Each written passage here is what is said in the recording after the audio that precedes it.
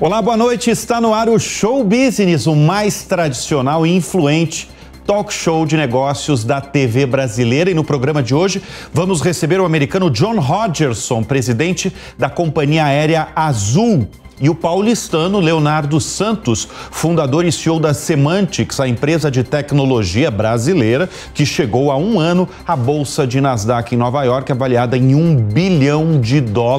E eu sou o Bruno Meyer e seja muito bem-vindo ao Show Business de hoje.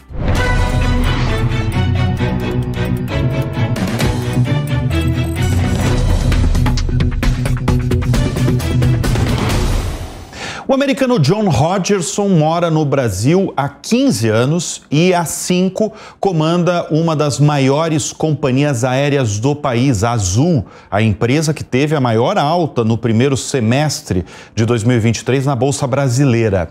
John se diz apaixonado pelo Brasil e enfatiza alguns lugares preferidos por aqui, como as Cataratas do Iguaçu, Fernando de Noronha e as festas juninas do Nordeste. Eu estou com John Hodger, meu convidado de hoje no Show Business, presidente da Azul. Muito obrigado pela presença aqui em nossos estúdios da Jovem Pan. John, não posso deixar de começar esse papo, que deve ser muito provavelmente a pergunta que você mais escuta nas ruas. Quando, afinal, o preço da passagem aérea vai baixar no Brasil? Se você me fala quando o dólar vai baixar e o preço do combustível, eu acho que o povo está um pouco chateado com o preço da passagem neste momento, mas tem que entender que o preço do combustível mais do que dobrou antes da pandemia de onde está hoje. E também o nosso câmbio desvalorizou, e isso é mais do que metade do nosso custo. Então, eu acho que o preço da passagem onde está agora é uma coisa boa por causa da demanda do Brasil está forte, né? As empresas aéreas passarem por uma crise total, onde nós tivemos 18 meses sem receita, quase quebramos todo mundo, né? Então, outros países derem subsídio para salvar as empresas aéreas, mas eu acho que pouco a pouco os preços vão começar a cair, porque mais oferta está indo para o mercado. Então, assim que mais aeronaves cheguem e o preço do combustível cai um pouco, eu acho que os preços vão começar a cair. Eu faço essa pergunta porque eu escuto também, sabe? Tem determinados trechos no Brasil, voo doméstico, São Paulo, Rio de Janeiro, São Paulo, Brasília, que você tem companhias aéreas que oferecem a R$3 mil, R$4 mil o ida e volta, entendeu? Então, eu escuto com certa frequência essa demanda, assim, nossa, mas a passagem aérea doméstica está cara, às vezes mais cara do que um voo internacional, né? Por isso essa... Bruno, você tem razão, né? Então, a Azul entrou em Congonhas agora.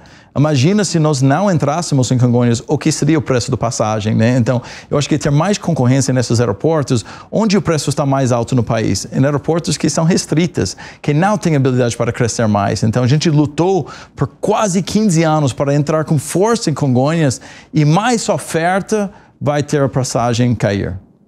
O que é um bom voo para você, John? Um bom voo? O que ele precisa ter no voo para ser um bom voo?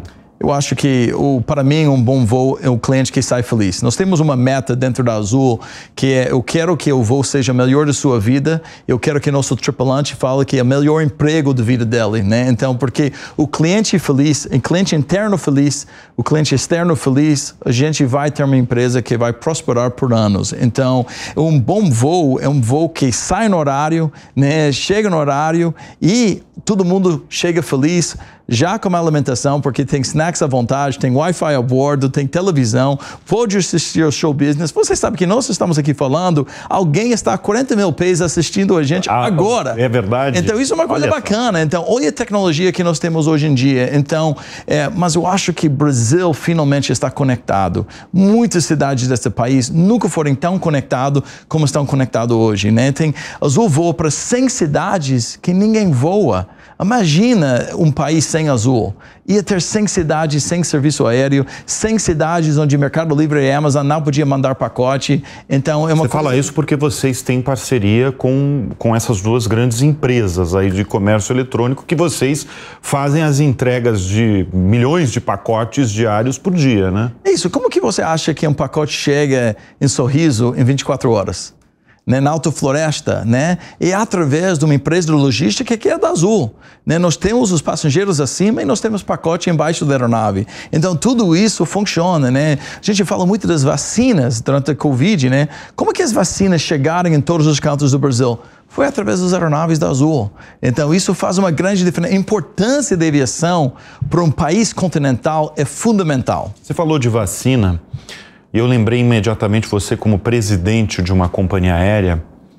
Qual que foi a sua reação quando você viu a primeira notícia da pandemia e, evidentemente, você viu o seu negócio também, porque você imediatamente soube que os aeroportos do mundo inteiro ficariam fechados com as aeronaves no chão.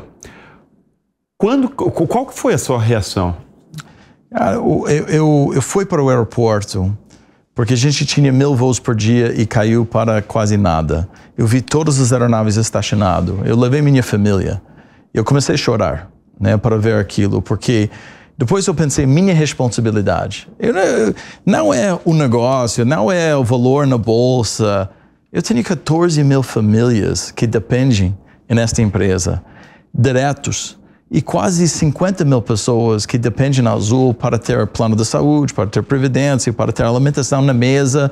Eu vi um peso de responsabilidade brutal acima dos meus ombros, né? E como nós íamos salvar uma empresa que, num dia, nossa receita não caiu para zero, foi negativo, porque as pessoas que estavam para viajar em junho, julho de 2020 estavam ligando, eu quero meu dinheiro de volta.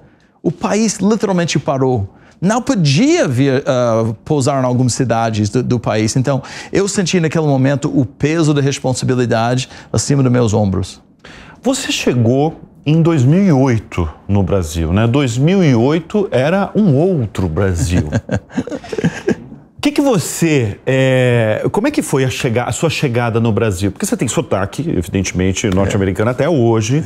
Como é que foi a sua chegada no país e como é que você vê o Brasil de hoje, já que você está há 15 anos aqui? Sabe, eu cheguei aqui em Brasil, Bruno, o real era 1,58, o preço de combustível mais ou menos barato e tudo dando certo. O PIB 7% ao ano, então foi um outro Brasil, mas eu vi uma oportunidade, eu vi um país onde nós podíamos criar uma empresa como a Azul. Eu tive a visão que nós podíamos criar algo muito grande, mas também eu vi os brasileiros não acreditando tanto em seu próprio país.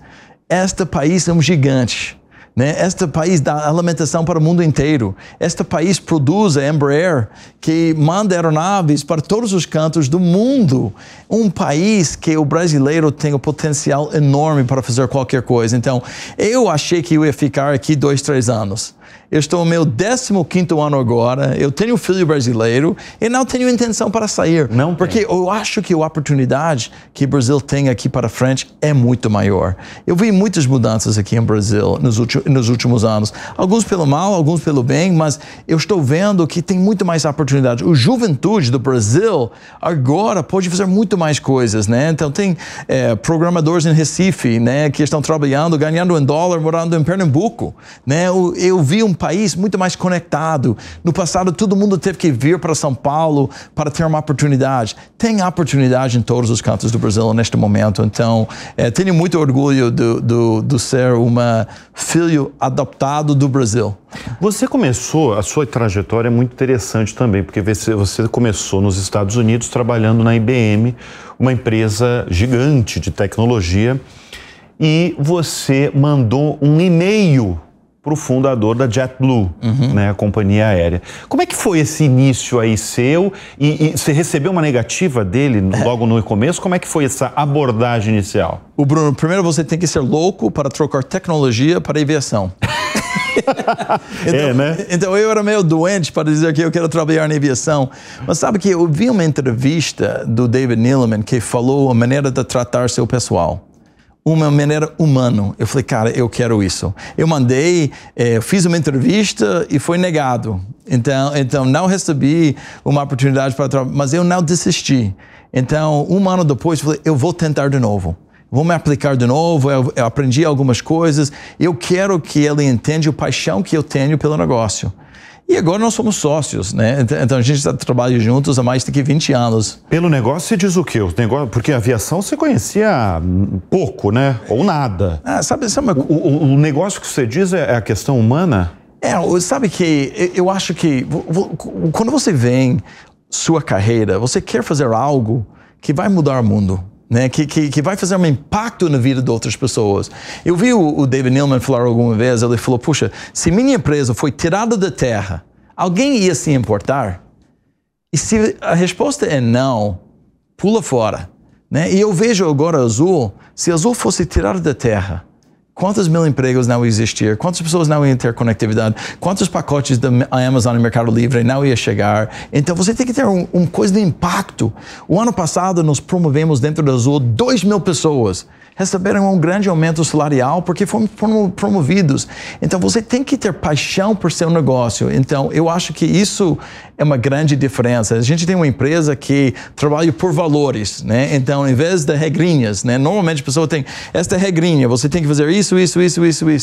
Esquece a regrinha, né? Você tem que ter valores e trata o ser humano diferenciado. Eu acho que esta é a grande diferença entre a Azul e as demais empresas. Agora, o setor da aviação, você mesmo falou que é um maluco de ter largado uma empresa de tecnologia naquele ano em que tecnologia não era tão, não estava tão em evidência como é hoje, por exemplo, que está muito maior até, e foi para a aviação, que é um setor conhecido pelos problemas que todo mundo conhece, né? Os problemas que o setor de aviação que depende do querosene da aviação, depende da moeda, do câmbio, depende da demanda, depende da economia de um país, né? O que fez você se apaixonar por esse setor? Sabe que porque é uma empresa de pessoas, né? Então você tem tanta coisa fora do seu controle, mas você controla o seu pessoal. Então eu falo que nós não somos uma empresa de aviação, nós somos uma empresa de gente. Somos uma empresa de pessoas. Isso foi muito testado durante a pandemia, quando a empresa inteira se reuniu para salvar a própria empresa. Sabendo que nós não íamos receber nada do governo, a gente falou, puxa, nós temos que salvar nós mesmos, né? Então, era o contato humano entre todo mundo. Então, a gente estava recebendo ligações dos nossos clientes e, de repente, a liderança da empresa estava ligando para todos os nossos tripulantes. Você está bem? Está com Covid? Como vai sua mãe? Então a gente gastou 2 meses só cuidando das pessoas. E os frutos disso, Bruno, vêm depois. O ano passado, a Azul foi a empresa aérea mais pontual do mundo, porque nosso pessoal entende que nós somos um time só. Agora, você está falando de gente e eu vou falar de histórias, porque você há tantos anos no setor e também trabalhando na Azul, qual foi a história mais extraordinária e que mais te surpreendeu dentro de um voo? Sabe, Bruno, eu sempre penso, o cara novo, tripulante que vem na Azul, eu conto uma história que aconteceu num voo nossa, né? Nós tivemos um voo indo para Orlando, né? Um dos nossos primeiros voos para Orlando, e nós tivemos um cliente, uma menina de 6 anos que perdeu a primeira dentinha dela, chorando pra caramba, não achava dentinha, né? Até o comissário nosso chegou ao lado dela e falou, não se preocupe, o faro de dente vai entrar no voo. Mas como assim? Não, o comandante vai abrir a janela, o faro de dente vai entrar, mas isso só vai acontecer se você dormir. Os pais agradeceram pra caramba e a história podia ter acabado naquele momento, Bruno, mas não. Este comissário escreveu uma carta no mão do faro de dente para esta menina. Eu pergunto para você, você acha que esta família vai voar da laranja e vermelha a próxima vez que eles vão para Orlando? Nem pensar! Então, nosso comissário captou esta família para a vida, porque pensou no ser humano, né? Os pais ficaram felizes, a menina ficou feliz, e eu não posso treinar isso, mas eu posso inspirar isso. E eu quero que Então, isso é coisa da regrinha. Se eu tenho regrinha, eu quero que você seja fada de dente. Nunca vai acontecer assim. Então, tem que ser espontânea. O ser humano tem que ser natural. Isso que eu ia perguntar para você. Na verdade, você já respondeu. Como treinar para atender bem a pessoa, o ser humano? Eu acho que você não treina. Você primeiro trata o ser humano bem. Então, quando eu viajo, eu ajudo para servir snacks. Eu ajudo a tirar o lixo da aeronave. Mas eu também, como líder, tenho que ouvir o que nosso pessoal está dizendo. Então, cada semana, tenho um almoço com pelo menos 15 pessoas da linha frente que vêm para me contar o que está acontecendo, as coisas boas e a coisa ruim. E como nós podemos melhorar? Porque esta cria confiança entre a diretoria e a ponta. Isso é uma coisa que eu percebo, assim, eu conheço você já há um tempo, que você é daqueles CEOs participativos, você gosta de estar ali no front mesmo. Isso é uma coisa sua ou você vê isso como uma característica fundamental de um CEO? Eu acho que se você não faz isso como um líder, você não é um líder. Você é um gerente. Um líder inspira, o líder fica ao lado, o líder ouve as dores e o líder quer entender. Eu fui tocado muito forte um dia quando um comandante da Azul falou para mim: você não veja Azul de verdade. Eu falei: como assim? Ele falou: você só veja Azul com maquiagem. Porque John está chegando no aeroporto, John está chegando, então o finger sempre encosta, a aeronave sempre limpa, sempre tem Wi-Fi, sempre tudo certo. Ele falou: cara, você tem que entender as dores. Às vezes o Wi-Fi não funciona, às vezes atrasa, às vezes isso. Então, posso entender isso se eu falo com os clientes e falo com os clientes internos, né? Nossos tripulantes, o que nós chamamos. Então, tem que ouvir o que está acontecendo. Agora, eu falei da cena mais surpreendente que você vivenciou, que foi da fada do dente, né? Agora, qual foi o maior perrengue que você já vivenciou num voo? O Bruno, você tem que me ajudar porque eu não conheço essa palavra. Não, mas peraí, você é um bom marqueteiro também. Cara, eu sou 15 anos, eu não conheço essa palavra, então tem que traduzir, tá. mudar. Não, uma situação uma situação ruim de um voo, alguma coisa. Você já falou, por exemplo, do Wi-Fi que não funciona. Claro, são operações aí que acontece no dia a dia, né? Você está dentro do estúdio, às vezes a luz pode apagar e tal, mas você dentro de um voo, uma situação muito ruim que aconteceu, além das turbulências. Eu tenho o pior que você pode imaginar. Eu estava indo um voo para Portugal, né, para receber nossa primeira aeronave do Airbus, então a gente decolou. Eu anuncio que eu estou a bordo, eu falo com todos os clientes. Depois eu sentei no meu assento, e o comissário me fala: tem problema. Eu falei: qual é o problema? Eu já mostrei a cada. Falei: não, o aeronave tem problema, então a gente tem que alternar. Eu falei: tá bom, mas a gente vai alternar onde? Vai alternar para Recife, vai trocar a aeronave e tudo. Depois eu anunciei: pessoal, não se preocupe, esta aeronave tem problema técnico, vamos pousar logo, e depois vamos ter outra aeronave que vai chegar a resgatar a gente e tudo. Depois o comandante falou: não, a gente não vai pousar no Recife, não, a gente vai voltar para Viracopos. Eu falei: e aquela tensão, né? Vida, todo mundo sabe que eu estou a bordo, eu falei para todo mundo, os gritos e tudo. Pessoal, desculpa, e nós tivemos, Bruno, 8 horas do voo, Campinas para Campinas. Então, quando os clientes queriam me bater quando chegou. O pior é que o comissário a bordo da aeronave que estava comigo falou: quando pousamos, obrigado por voar como Azul hoje. Não esqueça de apontar no seu programa. Eu falei: não pode dizer isso, está louca, né? Então, mas eu estava lá no momento mais estressante, né? E isso acontece. Acontece comigo a bordo, acontece com qualquer um. E sabe que eu acho que os clientes ficarem felizes que eu não escondi deles. Eu fiquei lá. Eu fui transparente. Eu fiquei lá na porta quando 300 pessoas saírem, né? Eu tive que apanhar e eu senti como é para nossa linha à frente. Para você estar ali no... com certeza. Então, mas, de novo, com 1000 voos por dia, sempre vai ter problema. Mas sabe uma coisa? O cliente quer ser ouvido. E muitas vezes, né, o cliente, eu ligo para clientes toda semana que reclamem, chegam até mim as coisas mais picantes. E sabe o que acontece? O cliente fala: eu adoro a marca Azul, eu adoro vocês, mas vocês erraram. Agora, como é que você faz? Porque tem muita gente que tem medo de andar de avião.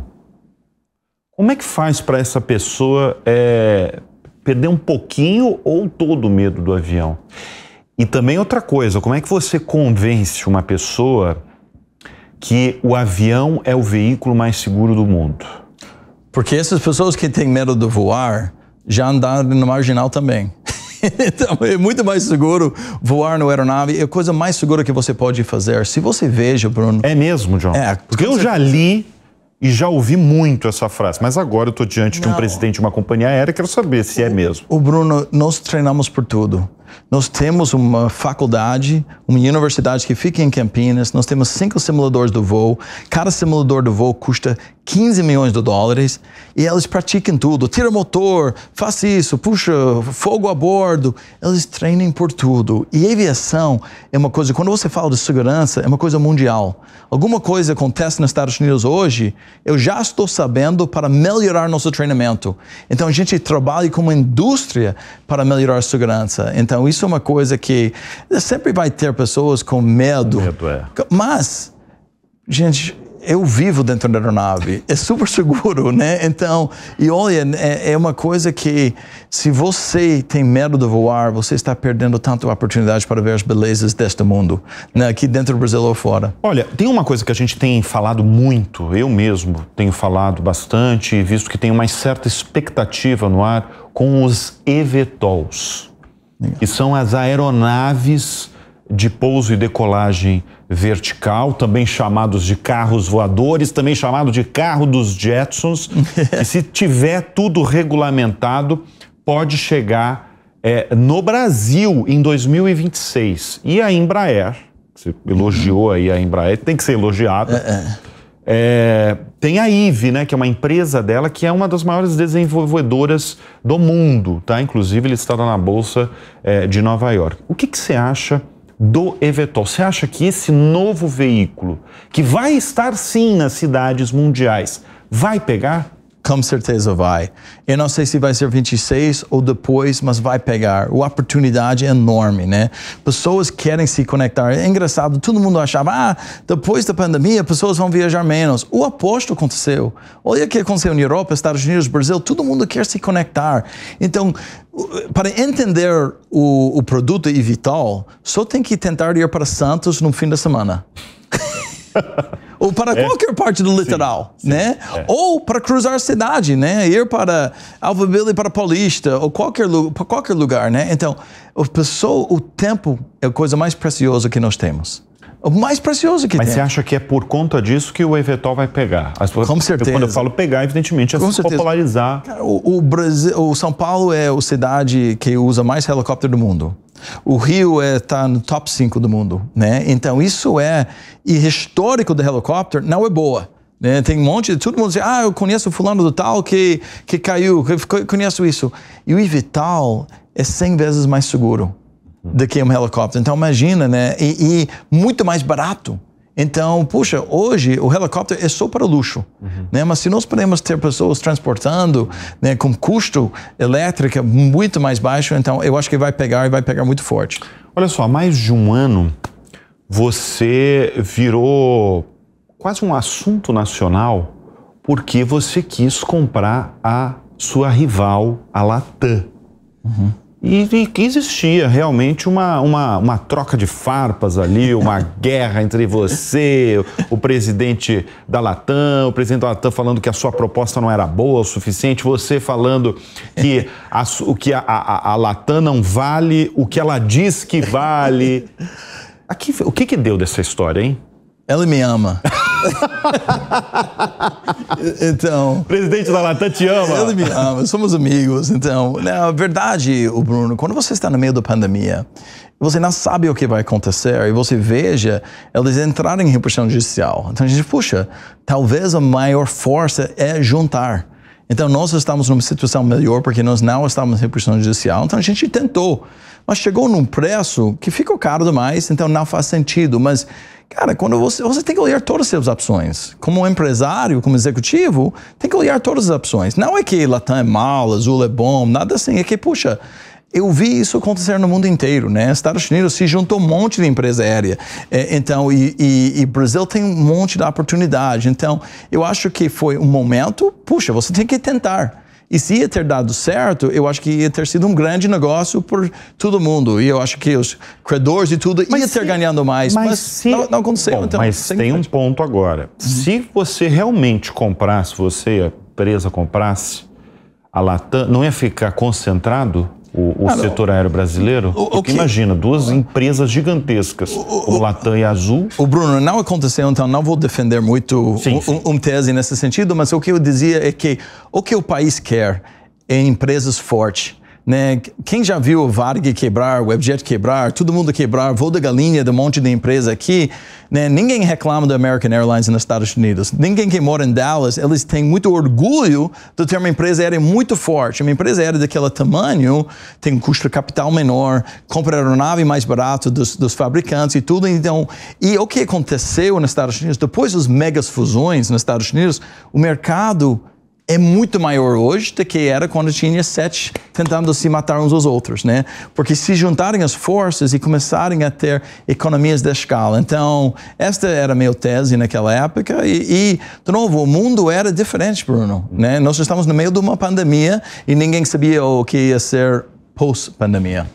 Vamos falar de Brasil, porque você é realmente um entusiasta do Brasil. Todas as nossas conversas se fala de uma viagem que você fez no Brasil, viagens às vezes em destinos que às vezes a gente não foi. Por exemplo, Cataratas do Iguaçu eu fui quando era criança, mas não vou há mais de 20 anos realmente.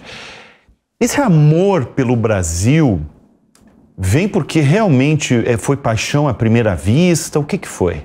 Sabe que é um país que é tão novo, né? Se você vai para Noronha, Bruno, seus pés vão ser os únicos que pisam naquela praia naquele dia.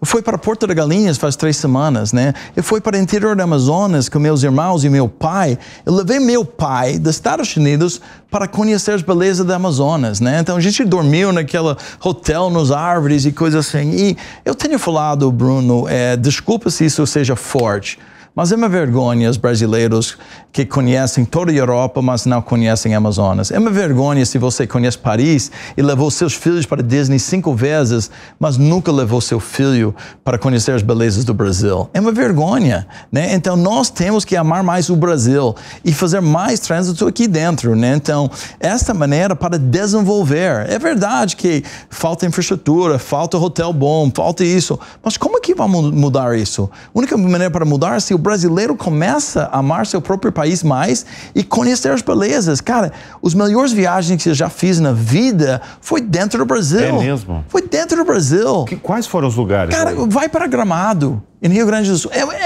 Cara, você fica apaixonado. E você vai lá durante o Natal, você vai durante o inverno. Independente, né? Você vai para Porto de Galinhas, vai para Alagoas, né? Muito governador vai ficar bravo comigo, porque tem tanta beleza, exatamente. Né? Então, cara, eu fui para Cuiabá uma vez e foi 4 horas para o sul, no meio do Pantanal. Cara, tem cidade bonito. A cidade, o nome já é bastante que você quer conhecer. Então, e pessoas voam para Maldivas sem saber que tem Noronha. Sim. Pessoas vão para Caribe sem saber que você tem tanta beleza dentro do Brasil. Floripa é bacana. Vai para Floripa e as ondas. Você pode ver baleia aqui dentro do Brasil. Você pode ver macaco, onça, baleia. Qual outro país do mundo que tem tudo isso? Mas em resumo, como é que você define o brasileiro vivendo há 15 anos aqui, tendo um filho brasileiro, embora sua esposa seja americana, você tem outros 2 filhos americanos. Como é que você define o brasileiro? Eu acho que o brasileiro é um povo muito divertido, muito alegre, uma pessoa que ama outras pessoas, né? Então, o abraço que tem aqui é engraçado. Eu vou para os Estados Unidos, eu fico abraçando, beijando todo mundo. Não faz isso, né? Eu falei, então, acho que a cultura brasileira é uma cultura de diversão, uma cultura, e eu acho que tem tanto potencial aqui, mas a gente tem que mudar nossa mente e tem que acreditar. Às vezes o brasileiro pensa, não posso porque é Brasil, Brasil não dá certo, então tem um pouco daquela vira-lata, né? Então, mas puxa, gente, o potencial é enorme. É um país que alimenta o mundo, o país que fabrica. A aviação começou neste país e hoje a gente voa menos do que México, Colômbia, Chile, não pode ser. John Rodgerson, mais brasileiro do que muitos brasileiros. Quero te agradecer pela presença aqui no Show Business, sempre muito bom o papo com você. Obrigado, viu? Muito obrigado, Bruno, pela oportunidade. E o Show Business vai dar uma pausa rápida, volta daqui a pouco com mais um grande convidado. Fica com a gente.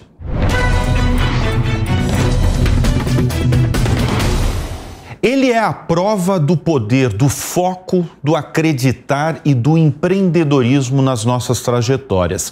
Leonardo Santos nasceu numa família de classe média na zona norte de São Paulo e há pouco mais de um ano tocou o sino de Nasdaq, levando a sua empresa, a Semantics, à Bolsa de Tecnologia de Nova York, avaliada em US$ 1 bilhão. Para ele, os simbolismos desse momento são enormes. Ele se define como um curioso nato, ambicioso, cuja inspiração é Ayrton Senna. Está na área de tecnologia e dados desde os 16 anos. Ainda na adolescência, ele vendeu o carro para estudar no Vale do Silício, na Califórnia. Hoje, comanda a Semantics de inteligência artificial, dados, com escritórios em São Paulo, Miami, Cidade do México, Bogotá, atende mais de 700 empresas. Quem é o meu convidado é Leonardo Santos. Obrigado pela presença, Bruno, aqui. Prazer, uma honra sempre estar aqui compartilhando e aprendendo. Ô Leonardo, o que você sentiu e pensou no momento em que você tocou o sino em Nasdaq, em Nova York? Não, primeiro é um sentimento de alívio, é um sentimento de você conseguir entregar uma missão, Bruno. Eu acho que na vida a gente precisa sempre colocar missões. Eu sempre falo que quem não sonha está morto e não sabe. Você precisa sonhar, você precisa persistir, insistir e fazer acontecer.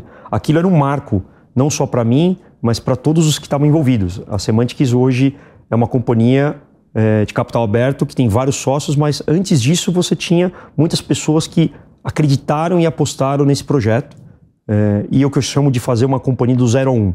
Então, a gente levou a companhia até o 1, que era ser uma empresa pública, a primeira Deep Tech da América Latina listada em Nasdaq. Deep Tech é aquela empresa que é de tecnologia e faz tecnologia para os outros. Exatamente, é aquela empresa que desenvolve alta tecnologia e ajuda e vende essas tecnologias para organizações que necessitam desse uso para criar produtos, para criar eficiência, para criar algoritmo, para criar plataformas de dados, monetização de dados. Então, isso que a gente classifica como uma Deep Tech, né? Uma empresa que desenvolve alta tecnologia e vende essa tecnologia. Pois é, eu queria que você explicasse aí, porque gera realmente a tua história, a história da tua empresa gera muita curiosidade, né? Como é que você criou aí do zero, para usar as palavras que você acabou de definir aí da tua trajetória, como é que você criou do zero essa empresa de tecnologia?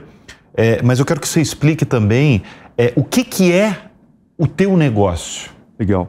Acho que primeiro explicar um pouquinho da história, né? Eu sempre fui como você mesmo citou, muito curioso, um cara muito inovador, sempre está olhando essas novas tecnologias e o que está vindo para mudar uma sociedade, impactar uma economia.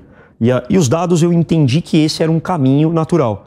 Eu me lembro que em 2013 a revista Times colocou na capa que dados era o novo petróleo, né? Então imagina eu falando exatamente isso em 2008, numa crise americana, né? Era uma crise de escassez financeira, né, do subprime americano, né, estourou o subprime americano, e ali no Vale do Silício eu vi essas oportunidades de companhias como Airbnb, como o próprio Facebook, Meta hoje, né, criar essas tecnologias e utilizarem por detrás para entregar esse baita valor para uma sociedade. Então, ali eu vi essa oportunidade. Então, em 2008, como você mesmo citou, né, eu tive que vender meu carro para poder fazer um curso e acessar o Vale do Silício, e obviamente ali me chamou essa atenção e curiosidade de voltar para o Brasil para construir a Semantics, desenvolver a Semantics para ser uma companhia líder na América Latina e uma empresa brasileira desenvolvendo capital intelectual de altíssimo nível para o mundo. Então, essa é a minha missão do que eu chamo do 1 para 100, né? Claro que a gente tem os passos de ir para o 2 e 3, a gente é muito pé no chão nisso, mas isso que me deu essa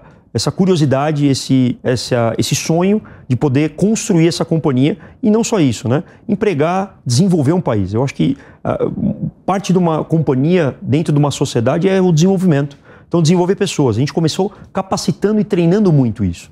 Hoje a gente não precisa nem falar, mas o déficit em termos de capacidade de gente de tecnologia é altíssimo. Então, a Semantics nasce com esse objetivo.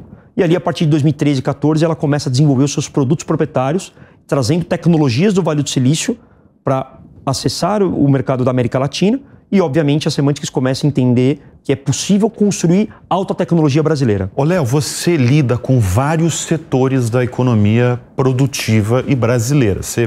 Seus clientes estão na área do agronegócio, da saúde, Setor financeiro, tem um monte de banco, os maiores bancos estão com você, aliás. Eu queria que você exemplificasse o que a tecnologia que você, de certa forma, criou ajuda todas essas empresas, esses setores. Perfeito. Eu acho que tangibilizar a inteligência artificial é um desafio, né?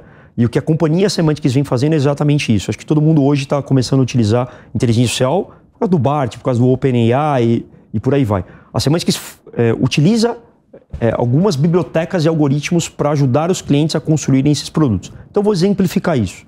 A gente tem, no setor de agro, a gente tem hoje assets que vendem soja, vendem milho, vendem gado na pecuária. A gente faz a previsibilidade dessa demanda baseado em dados não só da colheita, não só do plantio como um todo, mas também com a demanda de mercado internacional. Então a gente correlaciona dados do mundo que a gente chama não estruturado, do mundo externo, da internet, de tudo que está disponível publicamente, traz isso para a nossa plataforma e correlaciona esses dados com o setor. O que isso quer dizer? Quer dizer que a gente consegue predizer possível quebra de por exemplo, de uma máquina no setor agrícola. Então hoje, no Mato Grosso do Sul, do Mato Grosso do nosso país, a gente tem várias fazendas que estão conectadas com a nossa plataforma, mandando informações de temperatura, de umidade do ar, das máquinas, quanto elas estão operando, para que eu consiga predizer um possível problema, por exemplo. Então, caramba, você antecipa um problema que pode de uma ter possível máquina. Por quê? Porque você parar essa máquina para dar uma manutenção é muito mais custosa e onerosa do que você fazer uma manutenção preditiva. Então, todas essas informações, nossa plataforma, nossos algoritmos que dizem para o pecuarista ou para o fazendeiro como um todo, para ele fazer essa manutenção preditiva. Então, a nossa acurácia do nosso modelo é acima de 90%. Então, é 90%. muito acertado. E esse número poderoso aí de 90% é por conta dos dados que você tem? É por causa dos dados, dos algoritmos que nós desenvolveram, a propriedade intelectual que a companhia criou em cima dessas informações. De todos esses setores que você trabalha, qual que é o mais desafiador e o mais trabalhoso também? Porque você está falando do agronegócio, que é a locomotiva aí do país. Mas e os outros setores? Eu coloco a saúde como um dos maiores desafios. Porque a saúde ainda está numa maturidade de dados diferente por exemplo, no setor financeiro, né? O setor da saúde hoje tem uma inflação média de acima de 20%, onde você tem uma inflação média do país de 13%, 10% ou agora até um pouquinho menos, enfim. A saúde ela está abrindo essa boca de jacaré que a gente fala, e dados é fundamental para você equalizar esse sistema, equalizar toda essa... Mas como é que o dado... segmento. Mas me fala como o dado vai ajudar o setor de saúde, uma forma só. Eu vou dar um caso de uso da Semantics, né? Previsibilidade de leito, de UTI. Então, baseado nos sintomas do paciente que está entrando no hospital, eu consigo predizer a probabilidade desse paciente ir para uma UTI ou não, baseado nesses sintomas. Um outro exemplo, custo de atendimento primário. Eu consigo predizer, baseado naquela clusterização de clientes, que eu quero chamar daquela população, a utilização daquele determinado serviço, ou uma clínica, ou um hospital, ou até mesmo uma cirurgia, que tipo de cirurgia média daquela população. Então, muitas coisas a gente consegue ajudar a antecipar possíveis problemas ou demandas. Um exemplo muito claro que a gente gosta de falar acho que o estado de São Paulo teve uma das coisas mais importantes na pandemia, né? Que foi se movimentar, se mobilizar para que a gente não tivesse um colapso no sistema de saúde. Esses algoritmos nós que doamos para o estado de São Paulo. Então isso é um pouco da capacidade da Semantics de oferecer a sua inteligência para uma economia, para uma sociedade. Pois é, e a gente tem gente para trabalhar nesse meio, e eu vou perguntar porque você já deu uma deixa. Há poucas semanas, aqui no Business, na estreia do Business, nós entrevistamos o Roberto Salluti, que é CEO do BTG, que criou, junto com os sócios, o André Esteves, criou uma faculdade para formar novos líderes em tecnologia no Brasil. Eu tive lá, inclusive, o currículo que ele criou é totalmente diferente do currículo das faculdades brasileiras, incluindo grandes faculdades brasileiras. E ele falou aqui no Show Business sobre esse abismo que tem, o que está sendo dado em sala de aula com o que o mercado de trabalho está pedindo e exigindo e mudando e evoluindo de uma maneira muito veloz. Como treinar uma geração, pessoas profissionais mais ligados ao que o mercado de trabalho, ao que você, como empresário, como presidente de uma importante empresa de tecnologia, precisa? Bruno, eu acho que, primeiro, o déficit ele só aumenta. Tecnologia faz parte hoje como uma sobrevivência para as organizações. Para você ter um melhor custo, para você lançar um melhor produto e uma série de casos de uso que a tecnologia está por detrás. O que a gente não pode esquecer é que a tecnologia é um meio, né? No final do dia, você precisa ter as pessoas que vão lidar, desenvolver e adaptar essas tecnologias para os casos de uso das organizações ou até mesmo de algum produto, algum serviço e por aí vai. Esse déficit ele só vai aumentar. Então, há uma discussão hoje no mercado que a inteligência artificial, ela, óbvio, vai automatizar muitos postos de trabalho. As pessoas têm um pouco de medo da inteligência artificial por isso, eu né? gostaria de tirar esse mistério, né? Ao mesmo tempo que a gente viu em décadas passadas como se questionava sobre a internet, né? A internet vai roubar muitos postos, inclusive de jornalismo, inclusive. Isso. E não é verdade, ela abriu novas oportunidades. O que existe é exatamente essa nova adaptação baseado nas novas demandas de mundo, de planeta, como você mesmo colocou, está mudando de uma forma muito rápida e muito dinâmica. Então, você precisa formar essas pessoas. O Brasil tem um déficit muito grande com isso.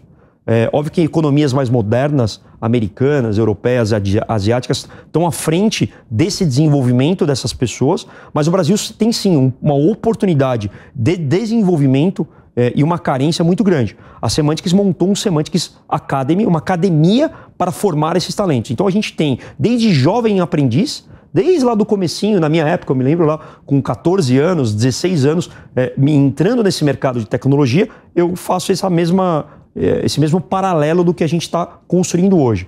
Não é por acaso que você citou, né? O BTG construiu a Intel, né? Que é uma universidade para preparar em tecnologia.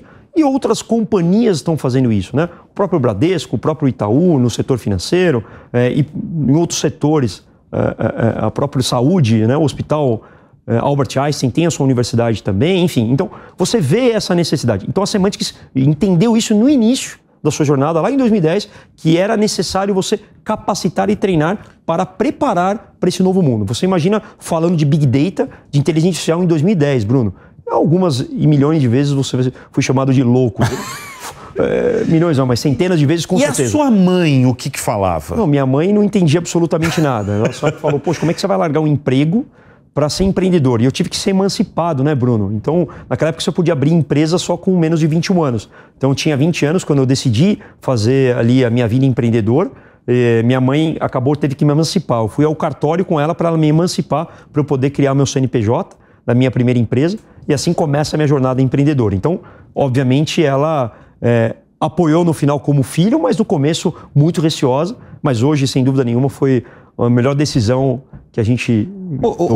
Leonardo, a pessoa nasce com a vocação de empreender e obstinada a vencer mesmo, a ter uma trajetória bem-sucedida? Minha pergunta é basicamente assim, qual que é o segredo aí para você fazer sucesso, seja qual for a tua classe social, de onde você vem? Legal. Eu acho que o segredo é o de todos, né? É trabalhar, é persistir, é o acordar cedo, é dormir tarde, é o acender a luz, apagar a luz no escritório, você se aprender e se atualizar o tempo todo. Então, não tem um segredo exato, tem uma vocação, né? Tem um desejo, uma missão, uma realização e um propósito. Eu acho que na vida tudo é uma questão de propósito, né? É o que eu sempre falo, tem que sonhar. Sonhar para você seguir, persistir e fazer acontecer. Eu sempre, desde jovem, tive esse anseio, né?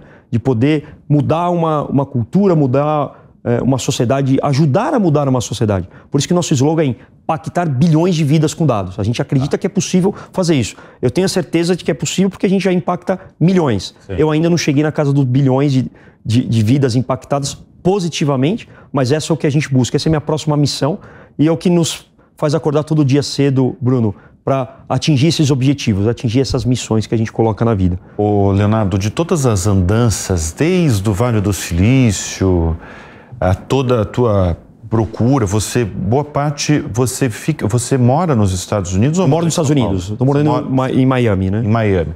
De todas as suas andanças e pesquisas, qual é a maior inovação que você viu recentemente? Eu acho que eu classificaria duas principais, né? Primeiro, a computação quântica, é algo que vai de fato disruptar muito. É a nova inteligência artificial? A inteligência artificial vai demandar o uso de computação quântica.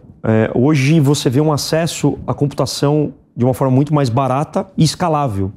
À medida que você começa a aplicar a inteligência artificial, você vai ter uma necessidade de uma capacidade maior para processar esses algoritmos e essa inteligência artificial. E esse próximo passo, na minha visão, é a computação quântica, né? Eu acho que isso é muito revolucionário. Eu acho que isso nos próximos 2 anos vai se tornar cada vez mais comercial. Muitas empresas globais de alguns setores já estão adquirindo esse conhecimento e esse hardware, vamos chamar assim. Mas eu vejo que vai ter uma revolução na camada de software e de inteligência artificial com o uso da computação quântica. É isso que a Semantics, claro, está desenvolvendo em pesquisas nesse momento, mas nossas plataformas e nossos algoritmos já começam a ser testados nesse setor. Então, acho que essa é uma coisa que, na minha visão, vai ser algo muito disruptivo.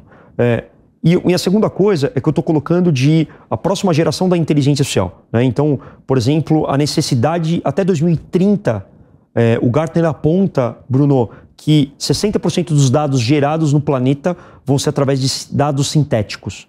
Por que o dado sintético? Porque é a capacidade de você treinar esses modelos, essas bibliotecas, essas Large Language Models, LLMs, né, como a gente fala, né?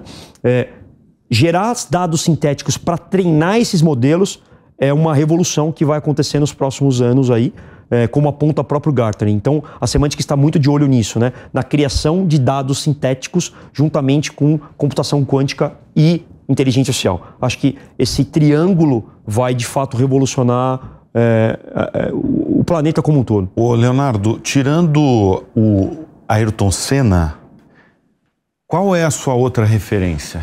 Eu tenho algumas. Pode falar. Pode falar. Aqui no Brasil, acho que o Jorge Paulo Lemann, sem dúvida, é um baita empresário, um baita empreendedor, né?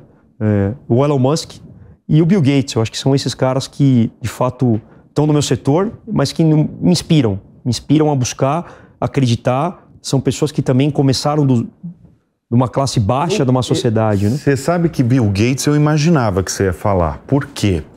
Porque toda essa história de inteligência artificial... a inteligência artificial é uma coisa muito interessante, porque quando eu abordava há um ano atrás, as pessoas achavam que era meio filme futurista, ficção científica. Em janeiro deste ano, a chave mudou no mundo. Eu até falo que a inteligência artificial virou conversa de boteco, né? Porque as pessoas sabem o que é, e tem até um pouco de receio, preocupação, algumas até medo por perda de emprego. E que é importante. E por quê? Por conta de Bill Gates, de Microsoft, que eu vou explicar, né? A Microsoft esse ano investiu 10 bilhões de dólares no OpenAI, que é o laboratório por trás do ChatGPT. Inclusive, eu lembro uma vez numa conversa no passado que eu perguntei para você, Leonardo, vale tudo isso? 10 bilhões de dólares? Pois é. E você falou, Bruno, vale muito, pagou pouco. Pagou barato, foi barato. Pagou barato. Tanto é que se você olhar a escalada das ações da Microsoft nesse período, ela mais do que fez 10 vezes em cima depois da aquisição da OpenAI, né? Então, acho que tudo isso está correlacionado. A inteligência artificial, Bruno, só está no começo. Você que está nos assistindo, os nossos clientes, parceiros, existe uma janela de oportunidade muito grande nessa economia, nessas novas tecnologias. Eu acho que o Brasil tem o potencial de poder absorver e aplicar a inteligência artificial para ser referência em alguns setores. Como hoje o setor financeiro do nosso país é uma referência global, né? Eu acho que a inteligência artificial tem essa capacidade de nos colocar numa janela globalmente quando se trata no aspecto de inteligência artificial. Você mora em Miami, né? Está muito no Brasil, mas você tem um braço que no MIT. No Vale do Silício. Né? E no Vale do Silício, comprou uma empresa no Vale do Silício, tá, de Machine Learning Operation e Generative AI. Tá. Hoje ela é uma companhia da Semantics. E além disso, a gente tem um braço de inovação junto com o MIT. A gente é uma das poucas empresas na América Latina selecionadas a participar desse programa, junto com o MIT, para desenvolver propriedade intelectual, para ter pessoas da própria Semantics dentro desses laboratórios, tendo acesso a esses estudos que o MIT se desenvolve, para que a gente consiga absorver isso e desenvolver não só os nossos produtos, mas também para a academia, né? Acho que a academia está muito conectada com a inovação. Isso é importante o Brasil se posicionar com isso. Não só isso, a gente também tem um laboratório dentro da Unicamp, aqui em Campinas, em São Paulo. Então, é um pouco do nosso DNA de poder estar à frente e poder desenvolver novas tecnologias e novas propriedades intelectuais, e que a gente gosta de falar que é brasileira, né? Então, a gente, como você citou, o Ayrton Senna, sem dúvida nenhuma, é uma inspiração, e eu acho que a gente pode ir para essa tecnologia e criar propriedade intelectual brasileira que vai ganhar o mundo. É isso que eu acredito. Você tem 3 filhos. Eu tenho 3 filhos. 3 filhos. Eles vão seguir a carreira de tecnologia? O que você tem aconselhado eles? Eu acho que a gente tem que ir naquilo que é o propósito, a vocação da pessoa, né? Mas claramente eu vejo a Daniele, que é a minha mais velha, hoje ela tem 16 anos, muito nessa vocação de tecnologia, né? Fazer o curso de engenharia, ou obviamente engenharia da computação. Então, ela gosta disso, ela tem essa vocação, então é uma das coisas que ela tá caminhando para isso. Você é um cara, um empresário, mas antes do empresário, uma pessoa religiosa. Porque eu vejo, até você chegou aqui antes da gravação, você fala em Deus e você tem a preocupação de propagar mesmo. Qual é o papel da religião na tua trajetória? Ela é a minha base. Sem ela, eu talvez não estaria aqui. Eu sou o meio, Bruno. Acho que a gente, no final do dia, é o meio. E eu entendo muito isso, eu gosto de estudar isso, que a gente é o meio de Deus, né? A gente tem que ser apegado a algum propósito. E eu acho que todo mundo nesse planeta tem seu propósito. E eu acredito nisso, tenho a fé. Eu acho que a fé é aquilo que faz nos acordar e persistir, insistir e fazer aquilo acontecer, né? A fé é a base que nos move, né? Então eu tenho muito isso, não só eu, mas a minha família como um todo, e eu levo a isso a ferro e fogo, né? Então os valores familiares, o valor em Deus, eu gosto e acredito nessa tese, e entendo que eu sou o meio. Existem várias passagens na minha vida empreendedora que obviamente você vê que ali tem uma energia maior, né? Tem um Deus. Eu não tenho dúvida alguma, né? Então, por isso que quando eu falo ali que quando eu apertei o botão foi um alívio, né? Porque para chegar até ali, Bruno, sem dúvida nenhuma, a gente poderia aqui ter vários programas para falar desse desafio, né? Que a gente teve. A gente foi a única empresa brasileira no ano de 2022 a acessar o mercado de capitais, onde o mercado é muito desafiador. Então a gente conseguiu fazer isso, né? Então isso é isso que eu falo, é de Deus. Quando é para ser, mas a gente sabe que é para ser, mas não adianta ficar na praia esperando acontecer. Você tem que correr atrás, tem que persistir, você tem que insistir, e que Deus vai ali colocando os caminhos, vai colocando pessoas incríveis na nossa vida que vai nos trazendo para aquele objetivo, né? Aquela missão que eu falo. Então eu acho que a gente é o meio. Agora, depois de Nasdaq, depois do tocar o sininho lá, exatamente, qual que é o próximo passo? A companhia, ela quer crescer nos seus produtos proprietários, né? Hoje a gente tem linhas de negócio, 3 linhas de negócio: produto proprietário, tecnologia de parceiro e consultoria, né? A linha de produto proprietário é a que está mais escalando da companhia. Então, você vê pelos próprios números, né? E os resultados da companhia. O investimento da companhia está muito nessa propriedade intelectual, desenvolver os seus produtos proprietários. E o próximo passo é globalizar mais a companhia, né? Hoje a gente tem quase 15% da nossa receita fora do Brasil, distribuído aí em alguns países como México, Colômbia, o próprio Estados Unidos. A gente quer aumentar essa fatia nos próximos 5 anos, né? Então, essa é a nossa próxima missão. E, obviamente, construir e ser uma referência, continuar sendo uma referência na América Latina, quiçá nas Américas, no setor de AI. Então, você quer ir para outros países? Outros países. Isso está dentro do nosso do nosso... O que você está buscando? Tem a Europa? O que você Nesse momento, o mercado americano. É crescer mais o mercado americano. A gente já tem hoje mais de 20 países que utilizam as tecnologias da Semantics.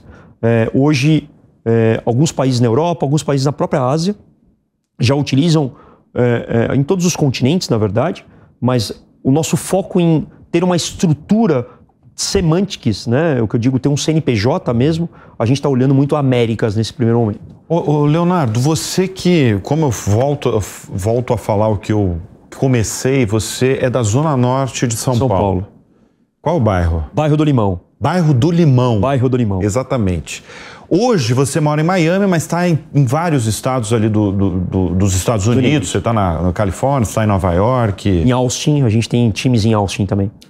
Quando você vê, assim, quando você vê a diferença entre a cultura norte-americana e a cultura brasileira, é um abismo? Como é que você vê isso? Nós somos latinos, né? Eu acho que essa é uma das coisas que eu venho aprendendo, explorando o mercado americano, né? Um desafio foi provar para uma empresa brasileira de alta tecnologia pode entregar o seu serviço numa alta qualidade num mercado que hoje é o maior mercado de tecnologia do mundo, que é o mercado americano. Então esse desafio é o que eu estou passando agora, mas você vê claramente uma diferença muito gritante do que a gente tem aqui na maneira de você fechar negócio, na maneira de você aculturar a tecnologia. Então eles são muito mais pragmáticos. Então quando ele tem... E o brasileiro é o que na hora de fechar negócio? O brasileiro ele tem um ciclo de venda maior. Né? A gente vê um ciclo de venda maior no mercado da América Latina. E a América Latina tem uma similaridade e o americano não. Você vê um ciclo de venda menor, mas muito mais pragmático, né? Então ele sabe muito bem o que ele quer. Então a exigência na escolha da tecnologia, da empresa, do fornecedor, ela é muito maior comparado à América Latina e principalmente o Brasil. Então talvez pelo fato da maturidade, talvez pela a diversidade que tem, o nível de concorrência que tem no mercado americano, ele é muito maior. Então você tem muito mais escolhas para tomar uma decisão de uma aquisição da tecnologia ou de escolher uma companhia. E no Brasil não, você vê um pouco de um ciclo de venda maior, se estende muito mais quando você compara uma cultura americana, por exemplo. Um outro ponto é o nível de conhecimento. É muito diferente do mercado brasileiro e da América Latina. Eles têm hoje um nível de conhecimento em AI muito maior do que na América Latina. Então, existem vários pontos que a Semantics está adaptando. E eu acho que uma das capacidades que a gente tem que ter como empreendedor é a maneira de a gente se adaptar a um determinado mercado. Eu gosto muito de ter uma visão local, chamo de glocal. Pensar globalmente, mas agir localmente. Então, hoje o nosso time de vendas nos Estados Unidos é americano, né? O nosso time de tecnologia nos Estados Unidos, parte eu tenho de brasileiro, mas também muito americano. Então, ter essa multicultura, ela acelera a inovação. Então, a Semantics acredita muito nessa tese de uma estratégia local. Pensar globalmente, mas agir localmente nesses países que nós estamos com operações. Muito bem. Leonardo Santos, prazer imenso. Prazer e uma honra estar aqui. Nessa nova versão do Show Business. Leonardo Santos, CEO e fundador da Semantics, a primeira empresa brasileira de tecnologia DIPA ali, né? A primeira que tocou lá o sino em Nova York, a bolsa de Nasdaq. Obrigado, viu? Obrigado, Bruno. Uma honra estar aqui, sempre. E o Show Business vai ficando por aqui. Muito obrigado pela sua companhia e até a próxima.